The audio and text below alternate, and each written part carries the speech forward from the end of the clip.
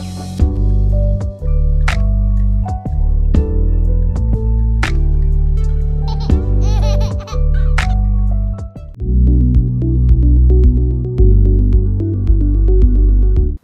అండి, నా పేరు డాక్టర్ సీత. నేను ఒక స్త్రీ వ్యాధి నిపుణురాలిని. ముందు వీడియోలో మనం వెజైనల్ డిశ్చార్జ్ ఎందుకు వస్తుంది, ఎంతవరకు నార్మల్ అండ్ మనకి ఏ టైమ్ ఆఫ్ పీరియడ్లో డిశ్చార్జ్ అనేది ఎలా ఉంటుంది అనే దాని గురించి మాట్లాడుకుందాం. సో ఈ వీడియోలో మనం వెజైనల్ హెల్త్ని ఎలా మెయింటైన్ చేసుకోవాలి అండ్ మనకి ఎప్పుడు డిశ్చార్జ్ అబ్నార్మల్ అవుతుంది అనే దాని గురించి మాట్లాడదాం. సో డిశ్చార్జ్ అనేది సన్నగా మ్యూకస్ టైప్లో ఉండి ఫౌల్ స్మెల్ లేకుండా క్లియర్గా ఉండి ఇచ్చింగ్ లేకపోతే కంప్లీట్లీ నార్మల్ అండి.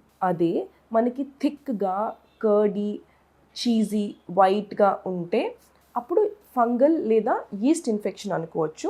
దానికి మనకు ట్యాబ్లెట్స్ ఉంటాయి, అది వాడచ్చు, దాంతో తగ్గిపోతుంది. జనరలీ ఫంగల్ ఇన్ఫెక్షన్స్ అనేవి డయాబెటీస్ ఉన్న వాళ్ళకి లేదా ప్రొలాంగ్డ్ యాంటీబయాటిక్స్ వాడిన వాళ్ళకి, కాంట్రసెప్టివ్ పిల్స్ వాడిన వాళ్ళకి వచ్చే ఛాన్సెస్ ఉంటాయన్నమాట. నెక్స్ట్ అదే డిశ్చార్జ్ మనకి యెల్లోయిష్గా ఉండి ఫిషీ ఆర్డర్ ఉండి ఇచ్చింగ్ ఉంటే కనుక అది మోస్ట్లీ బ్యాక్టీరియల్ వెజైనోసిస్ అనే ఇన్ఫెక్షన్ వల్ల అయి ఉండొచ్చు. అలా ఉంటే కనుక దానికి ట్రీట్మెంట్ అని ట్యాబ్లెట్స్ ఉన్నాయండి. మెట్రోనిడజోల్ అనే ట్యాబ్లెట్ వాడితే ఇది తగ్గిపోతుంది.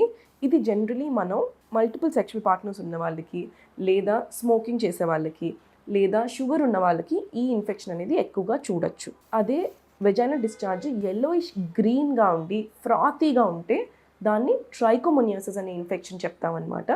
దానికి కూడా ట్రీట్మెంట్ ఉంది. ఇది ఒక సెక్షువలీ ట్రాన్స్మిటెడ్ డిజీజ్ అనమాట. టవల్స్ కూడా వాడుకుని షేర్ చేసుకున్నా కూడా ఈ ఇన్ఫెక్షన్స్ అనేవి రావచ్చు. అదే బ్రౌనిష్గా లేకపోతే రెడ్గా డిశ్చార్జ్ వచ్చింది లేదా కలిసిన తర్వాత డిశ్చార్జ్ వస్తుంది అంటే కనుక ఏమైనా ఇన్ఫెక్షన్ ఉందా అంటే సర్విసైటిస్ అనే ఇన్ఫెక్షన్, సర్విక్స్కి ఏమైనా ఇన్ఫెక్షన్ ఉందా అనేది చూడాలి. లేదా చిన్న చిన్న గడ్డలు ఏమైనా ఉన్నాయా బయట సైడ్, లేదా కొన్నిసార్లు వెరీ రేర్ కేసెస్లో క్యాన్సర్ ఏమైనా ఉందా అనేది కూడా ఒక్కసారి చూసుకోవాలి. మనకి బ్లిస్టర్స్లా ఉండి వెజైనల్ డిశ్చార్జ్ ఉంటే కనుక, ఎర్ర బ్లిస్టర్స్లా ఉండి వెజైనల్ డిశ్చార్జ్ ఉంటే కనుక హర్పిస్ ఇన్ఫెక్షన్ ఉందా అనేది చూసుకోవాలి. అండ్ క్లౌడీ డిశ్చార్జ్ ఉండి మనకి యూరిన్ వెళ్ళేటప్పుడు కూడా నొప్పి వస్తుంది అంటే గొనోరియల్ ఇన్ఫెక్షన్ ఏమైనా ఉందా అనేది ఒకసారి చూసుకోవాలి. వీటన్నిటికీ ట్రీట్మెంట్స్ ఉన్నాయండి, ఏమీ వరీ అవ్వాల్సిన అవసరం లేదు.